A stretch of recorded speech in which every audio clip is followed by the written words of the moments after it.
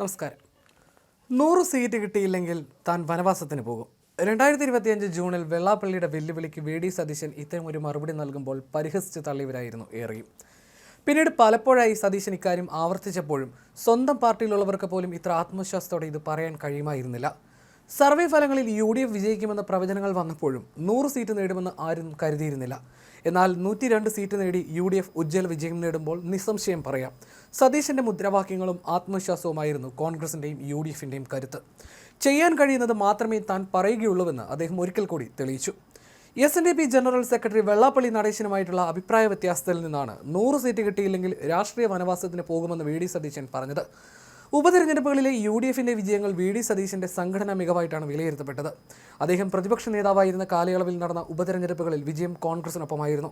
Thrikkakara, Puthuppally, Palakkad, Vadakara, Nilambur ഉപതെരഞ്ഞെടുപ്പുകളിൽ UDF വലിയ ഭൂരിപക്ഷത്തിൽ വിജയിക്കുമെന്ന് അദ്ദേഹം പ്രവചിച്ചിരുന്നു. മാത്രമല്ല, കൃത്യമായ ഭൂരിപക്ഷവും പറഞ്ഞു. ഫലം വന്നപ്പോൾ ആ പ്രവചനങ്ങൾ യാഥാർത്ഥ്യമാകുന്നതാണ് പിന്നീട് കണ്ടത്. പിന്നീട് തദ്ദേശ തെരഞ്ഞെടുപ്പിലെ അട്ടിമറി വിജയത്തിലൂടെ സംസ്ഥാന കോൺഗ്രസിൽ അജയനായി വി ഡി സതീശൻ മാറുകയായിരുന്നു. 4 കോർപ്പറേഷൻ കിട്ടുമെന്ന് പറഞ്ഞ് ബഹുഭൂരിപക്ഷം മുനിസിപ്പാലിറ്റികളും ഗ്രാമപഞ്ചായത്തുകളും ബ്ലോക്ക് പഞ്ചായത്തുകളും ജില്ലാ പഞ്ചായത്തുകളും UDFിനൊപ്പം പോരുമെന്നും അദ്ദേഹം പറഞ്ഞു. വി ഡി സതീശൻ്റെ വാക്കുകൾ അവിടെയും തെറ്റിയില്ല. വിജയിച്ചാൽ ക്രെഡിറ്റ് എല്ലാവർക്കും ഉണ്ടാകും, തോറ്റാൽ അതിൻ്റെ ഉത്തരവാദിത്തം തനിക്ക് മാത്രം. ഇതായിരുന്നു വി ഡി സതീശൻ്റെ നിലപാട്. സതീശൻ്റെ പ്രവചനം ചെറുതായി ഒന്ന് പാളിയത് ചേലക്കരയിൽ മാത്രമാണ്. അപ്പോഴും അതിൻ്റെ ഉത്തരവാദിത്തം സതീശൻ എന്ന പ്രതിപക്ഷ നേതാവ് മാത്രം ഏറ്റെടുത്തു. പിന്നീട് ഈ നിയമസഭാ തെരഞ്ഞെടുപ്പിൽ 6 ഡസൻ മന്ത്രിമാരെങ്കിലും തോൽക്കുമെന്ന് സതീശൻ പ്രവചിച്ചപ്പോൾ പിണറായി വിജയൻ ഉൾപ്പെടെയുള്ള CPM നേതാക്കൾ അതിനെ പരിഹസിക്കുകയായിരുന്നു.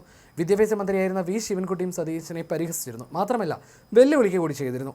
അന്ന് സതീശൻ പതറാതെ നിന്നു. ഇന്ന് ഫലം പുറത്തു വരുമ്പോൾ വെല്ലുവിളിച്ച ശിവൻകുട്ടി തോൽക്കുകയും പിണറായി വിജയൻ പാർട്ടിയുടെ പരാജയത്തിൻ്റെ കൈ പറയുകയും ചെയ്തപ്പോഴും വിജയകിരീടത്തിൽ മുത്തമിടുന്നത് വി ഡി സതീശനാണ്. 6 ഡസൻ മന്ത്രിമാരെങ്കിലും തോൽക്കുമെന്ന് സതീശൻ പ്രവചിച്ചപ്പോൾ പിണറായി വിജയൻ അതിനെ പരിഹസിക്കുകയായിരുന്നു. എന്നാൽ ഫലം വന്നപ്പോൾ പിണറായിയും 10-ലധികം മന്ത്രിമാരും പിന്നിലായത് സതീശൻ്റെ നിരീക്ഷണ പാഠവത്തിന് അടിവരയിടുന്നു. പറഞ്ഞത് താനാണെങ്കിൽ, നയിച്ചത് താനാണെങ്കിൽ അത് പ്രവൃത്തിപഥത്തിൽ കൊണ്ടെത്തിക്കാമെന്ന് ഒരിക്കൽ കൂടി തെളിയിച്ചിരിക്കുകയാണ് വി ഡി സതീശൻ. ഇതോടെ കോൺഗ്രസിൽ ഒഴിവാക്കാനാകാത്ത വിധം കരുത്തനായി മാറിയിരിക്കുകയാണ് വി ഡി സതീശൻ്റെ 100 സീറ്റ് വാദത്തെ എല്ലാ കോൺഗ്രസ് നേതാക്കളും പിന്താങ്ങിയില്ല എന്നതും ശ്രദ്ധേയമായ കാര്യമാണ്. എന്നാൽ ഒരിക്കൽ പോലും സതീശൻ തൻ്റെ വാദത്തിൽ നിന്ന് പിന്മാറിയില്ല. ഇപ്പോഴാകട്ടെ ആ ഫലം പുറത്തു വരുമ്പോൾ സതീശൻ പറഞ്ഞതുപോലെ കൃത്യമായി സംഭവിച്ചിരിക്കുന്നു. വി ഡി സതീശനെ വ്യത്യസ്തനാകുന്നത് അദ്ദേഹം ഉയർത്തിപ്പിടിക്കുന്ന കണിശമായ നിലപാടുകളാണ്. വെള്ളാപ്പള്ളി നടേശനെ പോലുള്ള സാമുദായിക നേതാക്കൾ പരസ്യമായ വെല്ലുവിളികൾ ഉയർത്തിയപ്പോഴും തൻ്റെ നിലപാടുകളിൽ നിന്ന് 1 ഇഞ്ച് പിന്നോട്ട് പോകാൻ തയ്യാറാകാത്തതും സതീശൻ്റെ ഗ്രാഫ് ഉയർത്തുന്നതിൽ സഹായിച്ചു.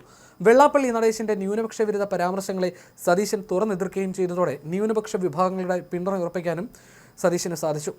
വാഹനങ്ങൾ മോഡിഫൈ ചെയ്യുന്നതുമായി ബന്ധപ്പെട്ട പ്രസ്താവനയും തൊഴിലന്വേഷിച്ച് വിദേശത്തേക്ക് പോകുന്ന തലമുറയുടെ അവസ്ഥയും ഒക്കെ ഉയർത്തിക്കാട്ടിയതോടെ സതീശൻ്റെ നിലപാടുകൾ ജെൻസി തലമുറയും ആകർഷിച്ചുവെന്നും കരുതാം. ഒരു വശത്ത് UDFിൻ്റെ അമരക്കാരനായി സതീശൻ നിലയുറപ്പിച്ചപ്പോൾ മറുവശത്ത് ഇടതുപക്ഷത്തിൻ്റെയും CPMൻ്റെയും മുഴുവൻ പ്രചാരണ ആയുധങ്ങളും അദ്ദേഹത്തെ ലക്ഷ്യം വെച്ചുള്ളതായിരുന്നു. പ്രതിപക്ഷ നേതാവ് വി ഡി സതീശനെ പ്രതിരോധിക്കാൻ വ്യത്യസ്തമായ തന്ത്രങ്ങളാണ് CPM ഒരുക്കിയത്. സോഷ്യൽ മീഡിയയിലടക്കം നുണേശൻ എന്നൊരു പേജ് സൃഷ്ടിച്ച് സതീശൻ്റെ വിശ്വാസ്യതയെ ചോദ്യം ചെയ്യാനാണ് CPM ശ്രമിച്ചത്. തെരുവിൽ നുണപറയൽ മത്സരം നടത്തി DYFയും സതീശനെ പരിഹസിക്കാൻ ശ്രമിച്ചു. എന്നാൽ ഇതെല്ലാം തന്നെ ജനം പുച്ഛിച്ച് തള്ളിയിരിക്കുന്നുവെന്ന് തെളിയിക്കുന്നതാണ് ഇന്നത്തെ തെരഞ്ഞെടുപ്പ് ഫലം. ഇപ്പോൾ UDF വൻ വിജയം നേടുമ്പോൾ മുഖ്യമന്ത്രി സ്ഥാനത്തേക്ക് രമേശ് ചെന്നിത്തലയുടെയും KC വേണുഗോപാലിൻ്റെയും ഒക്കെ പേരുകൾ കൂടി ഉയർന്നു കേൾക്കുന്നുണ്ട്. പക്ഷേ UDF പ്രവർത്തകരുടെയും ജനങ്ങളുടെയും മനസ്സിൽ ഒറ്റ പേരേ ഉള്ളൂ, അത് വി ഡി സതീശൻ്റെതാണെന്ന് ഉറപ്പാണ്. അടിമുടി മുങ്ങാൻ നിന്ന ഒരു വള്ളത്തെ അമരത്ത് നിന്നുകൊണ്ട് കരയ്ക്കടുപ്പിച്ച ദ റിയൽ ക്യാപ്റ്റനായിട്ടാണ് സതീശനെ കോൺഗ്രസ്സുകാർ വിലയിരുത്തുന്നത്.